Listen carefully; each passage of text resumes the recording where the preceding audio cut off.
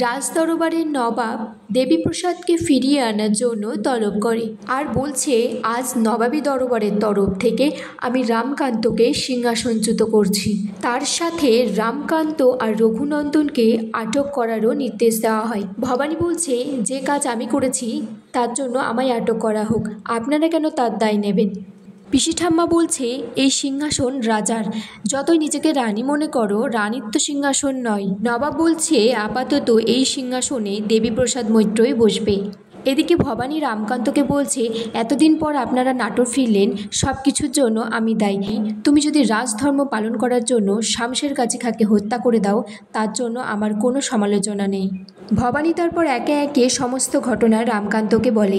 ভবানী বলছে কিন্তু আপনাকে তো সিংহাসনচ্যুত হতে হলো। রামকান্ত বলছে সিংহাসনের ওপর কোনোদিনই আমার লোভ ছিল না, আমার লক্ষ্য ছিল অন্যায়ের প্রতিবাদ করা।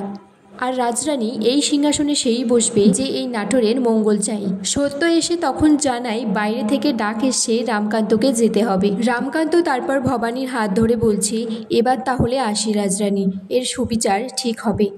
এদিকে বিষ্ণুরাম দেবীপ্রসাদের কাছে যায় আর তাকে জানায় তাকে রাজ সিংহাসনে বসানো হবে, তার জন্য প্রস্তুত থাকতে। এদিকে রাজদরবারের সভা শুরু হলে দেবীপ্রসাদ সেখানে আসে আর রামকান্তকে বলছে এক মাগে শীত যায় না। রামকান্তও একই কথা বলে আর বলছে অন্যের রাজত্ব কখনো চিরস্থায়ী হয় না। দেবীপ্রসাদ সিংহাসনে বসলে তাকে রাজমুটুক পরিয়ে দেওয়া হয়। আর এখানেই আজকের পর্ব শেষ হয়ে যায় বন্ধু।